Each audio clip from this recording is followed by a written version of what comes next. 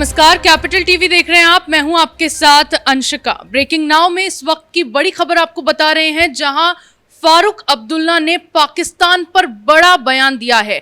कश्मीर मुद्दे को लेकर फारूक अब्दुल्ला ने साफ साफ कहा है कि लड़ाई झगड़े से कुछ नहीं होगा, भारत और पाकिस्तान को बैठकर बातचीत करनी चाहिए और इस मसले को सुलझाना चाहिए।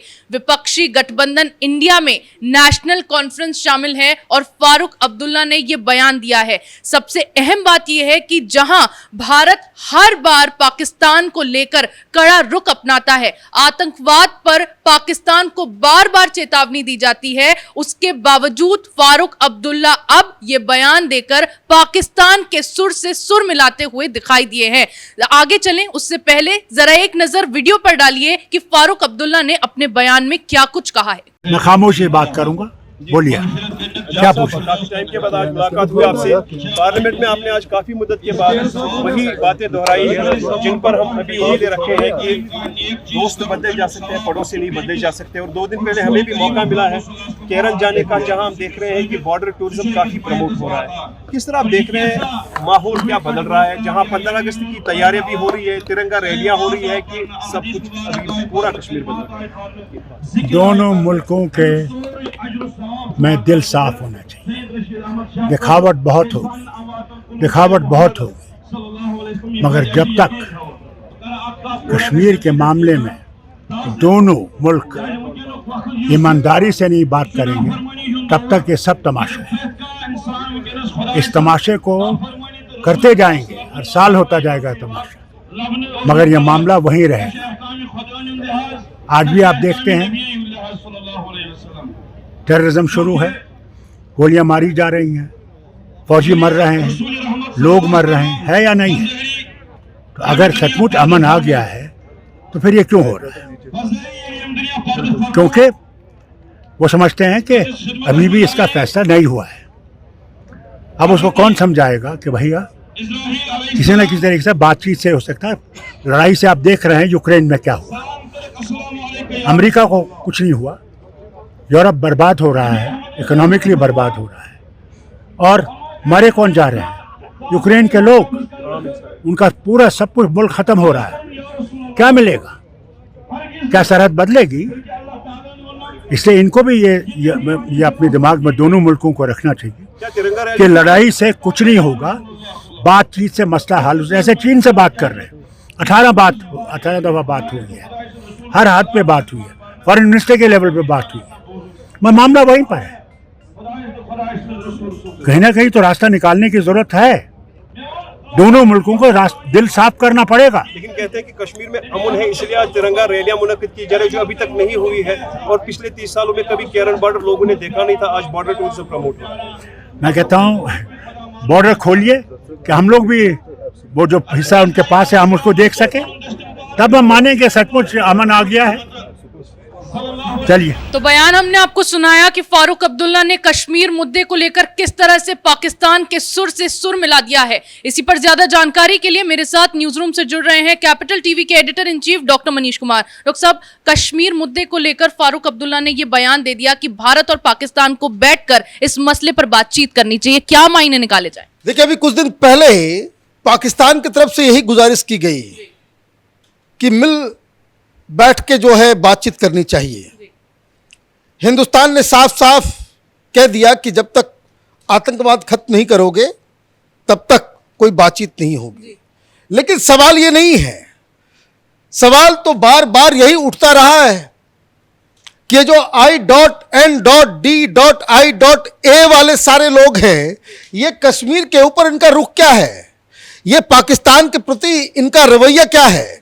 ये जो आज जो खबर आई है, ये फारूक अब्दुल्ला तो इस गठबंधन के बहुत ही सीनियर लोगों में से हैं, सीनियर लीडर हैं इस गठबंधन के। अब आप क्या कह रहे हो? आपने बहुत ही गंदा बयान दिया।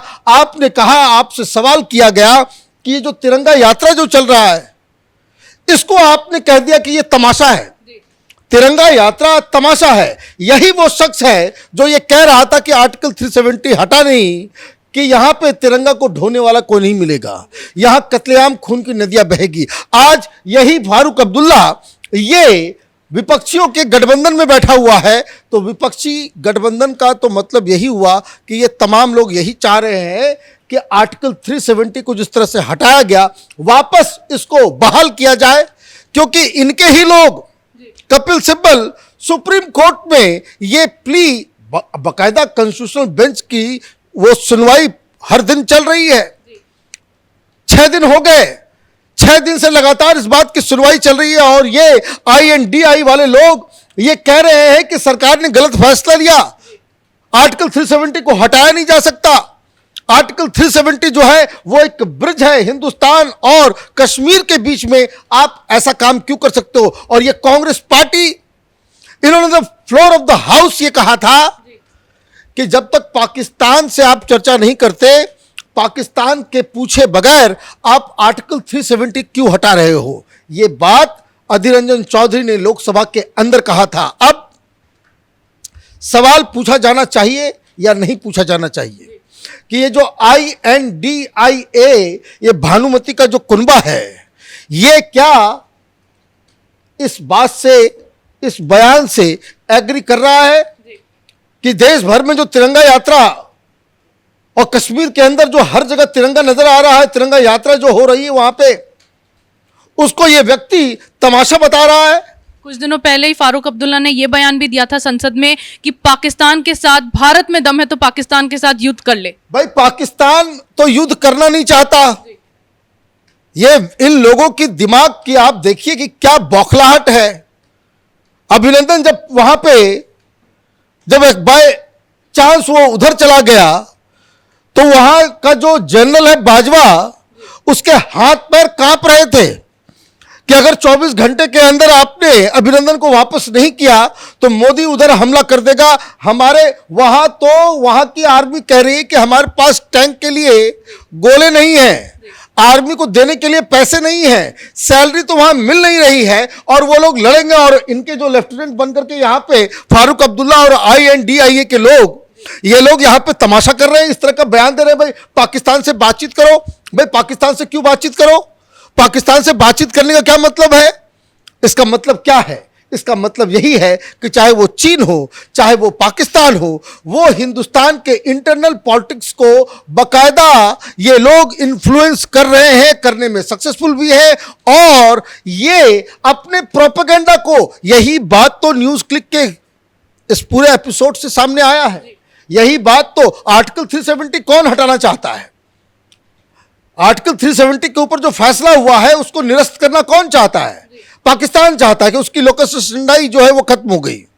पाकिस्तान की सरकार, वहां के मिलिट्री वो एक हंसी के पात्र बन गए कि भाई हिंदुस्तान ने तो सिर्फ कानून बदल करके इस, भाई आप तो 70 साल से यही नारा लगा रहे थे कि कश्मीर हमारा है, पाकिस्तान का टुकड़ा है।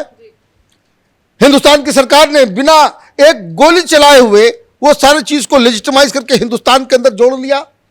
तो पाकिस्तान नहीं चाहता आर्टिकल 370 को हटाना, चीन नहीं चाहता आर्टिकल 370 को हटाना, ये फारूक अब्दुल्ला नहीं चाहते फिर आर्टिकल 370 को हटाना, ये इंडिया वाले नहीं चाहते आर्टिकल 370 को हटाना। ये लोग सुप्रीम कोर्ट में जाकर के कह रहे हैं, कपिल सिब्बल जाकर के कह रहा, ये तमाम लोग ये आर्टिकल 370 मतलब ये कि ये INDIA हिंदुस्तान की अखंडता, हिंदुस्तान की एकता और कश्मीर भारत का एक अभिन्न अंग है, उसको नहीं मानता। इसलिए तो ये पाकिस्तान की पैरवी कर रहे हैं। क्यों बार बार ऐसा होता है कि पाकिस्तान जब भारत के खिलाफ इस तरीके की हरकतें करता है, शर्मनाक हरकतों को बार बार अंजाम दिया जाता है पाकिस्तान की ओर से, फिर भी गठबंधन इंडिया में शामिल पार्टियां इस तरह की बयानबाजी करती हैं? भाई अब तो गठबंधन के लोगों को बताना पड़ेगा। राहुल गांधी तो कह रहे थे कि भाई भारत माता को मणिपुर में उन्होंने मार दिया, कश्मीर में ये मार रहे हैं, पता नहीं अभी कौन कौन पाकिस्तान में भी मारेगा, पंजाब में भी मारेगा, हर जगह जो है ये लोग। एक तमिलनाडु में मार रहा है, तमिलनाडु वाले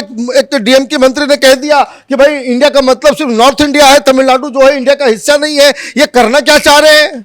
ये नाम रख लिया इंडिया और इंडिया को तोड़ने के लिए टोटल टुकड़े टुकड़े गैंग के इशारों पे इस तरह के बयान दिए जा रहे हैं। या फिर ये कहना पड़ेगा कि क्या ISI की फंडिंग हो रही है इन लोगों को, ये चीन की फंडिंग हो रही है इन लोगों को, किस वजह से? ये एक बहुत बड़ा सवाल है।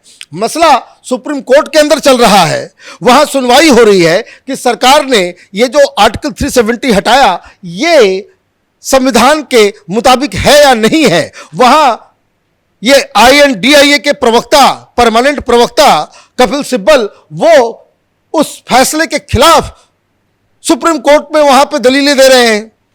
यहां बाहर माइक पे फारूक अब्दुल्ला बयान दे रहे हैं, उधर कांग्रेस पार्टी के लोग कह रहे हैं। लेकिन ये बयानबाजी करके तो कोई फायदा हुआ नहीं, 370 तो तब भी हट गया। कोई फायदा नहीं है। इस देश की जनता को समझना पड़ेगा कि कौन वास्तव में इंडिया के साथ है और कौन इंडिया के अंदर कई सारे डॉट्स लगा करके हिंदुस्तान को तोड़ना चाहता है। यह बहुत ही शर्मनाक बयान आया है और इसके ऊपर तमाम इस INDIA गठबंधन के लीडर से यह पूछने की आवश्यकता है कि यह जो बयान है आपके लीडर के द्वारा, आपके one of the most senior most leader के द्वारा यह जो बयान दिया जा रहा है, यह तिरंगा यात्रा को तमाशा बताया जा रहा है स्वतंत्रता दिवस के ठीक पहले, वो कितना जायज है। और अगर जायज नहीं है तो उसके बयान को कंडेम कीजिए, और अगर कंडेम नहीं करते हैं तो इसका मतलब यही समझा जाएगा कि ये जो बयान फारूक अब्दुल्ला ने दिया है वो दरअसल वो इंडिया की तरफ से जारी किया गया बयान है।